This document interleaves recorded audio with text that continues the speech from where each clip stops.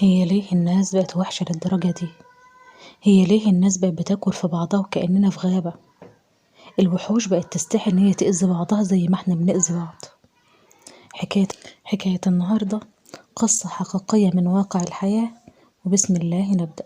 بس يا ريت قبل ما نبدأ ما تنسونيش من لايك واشتراك في القناة وتفعيل زر الجرس علشان كل مشكلة حقيقية توصل لكم أول بأول.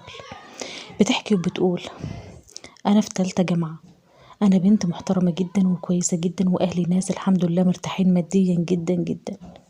أنا كنت بحب شاب من تانية ثانوي، أي نعم هو كان في دبلوم وأنا كنت في ثانوي عام، بس مش عارفة ازاي حبيته وازاي دخل قلبي وعقلي. كانت أخته زميلة ليا في الثانوية العامة، كان بيجيبها من درس وبياخدها من الدرس، فشفته واتبادلنا النظرات وشوية أخد رقم تليفوني وكلمته وكلمني. فضلنا نحب بعض من تانية ثانوي لحد تالتة جامعة، واتفقنا على الخطوبة وكل شيء كان تمام. لفت الأيام وما دارت، كل يوم أنا محتاج فلوس، أنا محتاج مش عارف ايه، أنا محتاج حاجة في الشقة، وأنا بقيت أحوش من ورا أهلي واخد من والدي فلوس وأديله اللي هو عايزه وأقول له حط، هي شقتنا، حط فيها الفلوس دي، واروح واساند عليه في كل حاجة. لا تتخيلوا ان انا ممكن انا جهزت او شطبت الشقة دي تقريبا على حسابي انا، من فلوسي انا ومن في خير والدي. وقلت يا بنتي مش مشكلة مادام بيحبك وشريكي مش هتلاقي زيه حد.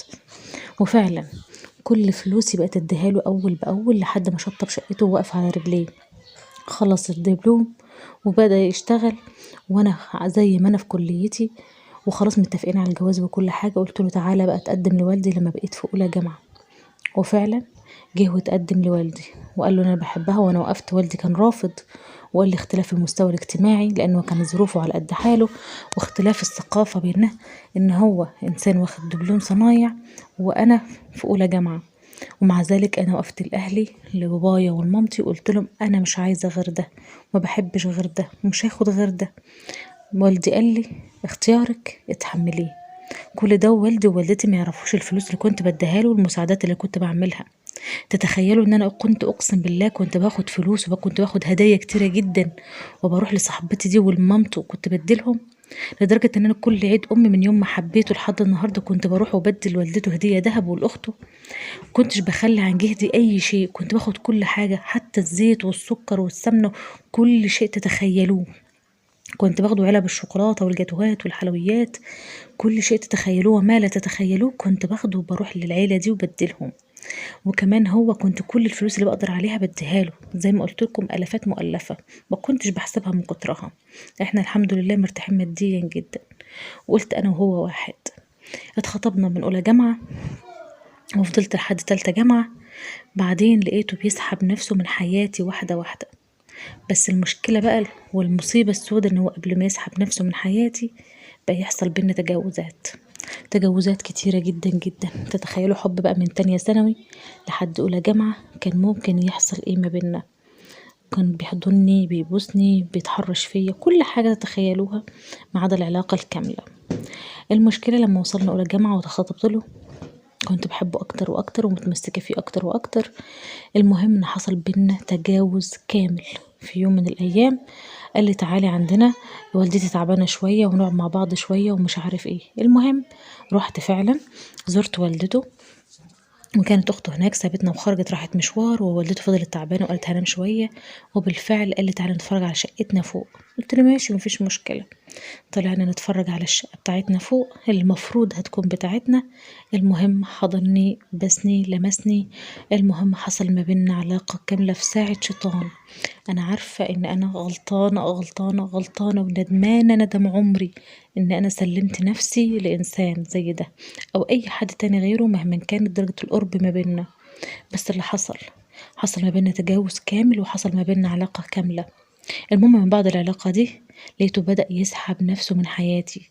اللي كان بيكلمني في اليوم 100 مرة بقوا 50، اللي كان بيقعد يسأل عليا وبعتلي رسايل 100 مرة بقوا 10 20، وهكذا لحد ما لقيت نفسي خلاص مبقاش في ايديا ومبقاش ملكي. كل ما اكلمه مشغول مش فاضي، والدتي تعبانة وقاعد معاها وي وي وي، كل يوم اعذار ما كانش بتتخلق قبل كده. لما حسيت ان انا بقيت برخص من نفسي لكل ما بسأل عليه. كلمته وواجهته قلت له انت ليه بعد ما حصل اللي حصل ما بينا انت بعتني وبعدت عني ليه؟ قال لها بصراحة كده انا عايزة افض العلاقة دي ما بينا. قالت له علاقة بتسمي حبنا لبعض كل السنين دي وخطوبتنا وكل اللي ما بينا علاقة؟ قال لها ايوه زي ما عملت معايا هتعملي مع غيري. بتقولي والمشكلة ان انا مسكت تليفونه قعدت ان انا اترجاه ان احنا ما نبعدش عن بعض وما تنساش اللي انت عملته فيا محدش هيقبل بيا بالوضع ده. مسكت تليفونه وبقلب فيه لقيته مكلم بنات كتيرة جدا ومشيت معاهم وبيعمل معاهم نفس اللي بيعمله معايا، انه بياخد مساعدات من دي ومن دي ومن دي وكأنه بينمر على البنات المرتاحة ماديا. المهم قعدت اترجاه واقول له ابوس ايدك ابوس رجلك طب نتجوز شهر واحد وطلقني انا مش طماعة. قال لي لا ما اضحيش بنفسي علشان خاطر واحدة زيك. المصيبة السوداء دلوقتي ان انا مش قادرة اواجه امي مش قادرة اواجه ابويا مش قادرة اتكلم في اللي حصل مش عارفة اعمل ايه او اروح لمين. انا عارفة ان انا غلطت وبعترف ان انا غلطت بس كان غصب عني اقسم بالله كان غصب عني من شدة حبي ليه غصب عني. انا مقهورة من جوايا انا داخلة على امتحانات ومع ذلك ما ذاكرتش وما فتحتش كتاب ومش عارفة اي حاجة خالص مع ان انا كنت بطلع من الاوائل على طول. كلمت اخته فهمتها الوضع وقلت لها حصل كذا وكذا وكذا. قالت لي ما تدخلينيش في اللي ماليش فيه وانت ازاي تعملي نفسك كده وازاي تضحي بنفسك بالطريقه دي فتستاهلي كل اللي يجرالك. واخته كمان بعدت عني. قلت لازم اكلم والدته وبالفعل لما هو كان في الشغل رحت لوالدته وقلت لها بحق الايام المفترجه اللي احنا فيها اتكلمي مع ابنك غلط معايا وعمل معايا علاقه كامله وي وي وانا يعتبر اللي مشطبه شقه ابنك وكذا وكذا. الست ادتني ظهرها وقالت لي معرفكيش هو حر ابني حر يعمل اللي هو عايزه هو مادام شايفك ان انت ما تصلحيش ليه يبقى انتوا ما تصلحيش ليه طب وفلوس بابا والهدايا اللي كنت بجيبها لك وي وي. قالت لها انت حره احنا ما ضربناكيش على ايدك ولا غصبناكي انك تعملي اللي انت بتعمليه ده. كلام امه كان نازل على راسي زي الصعقه وكلام اخته كان نازل على راسي زي الصعقه وكلامه هو لما لقيته خلاص بعتلي بيقول لي حاجتك عندك وانا حاجتي عندي وكل شيء نصيب. لقيته قال لي والدي كده بمنتهى البساطة. والدي قال لي ازاي وفي ايه وايه اللي حصل؟ قلت له مش عارفة يا بابا ومش عارفة ايه بس لحد دلوقتي انا خايفة اتكلم خايفة احكي لابويا خايفة اقول لاي حد فدبروني وقولوا لي اعمل ايه اروح لمين الجأ لمين اتكلم مع مين. انا مش عارفة حاسة ان روحي بتتسحب مني انا مقهورة على كل لحظة امنت الواد ده معايا فيها حاسة ان انا دمرت نفسي بايديا فارجوكم انصحوني لوجه الله وبدون تجريح ارجوكم. دي كانت مشكلة البنت معانا النهاردة مشكلة حقيقية من واقع الحياة وياريت نرد عليها في التعليقات ونقول لها تعمل ايه.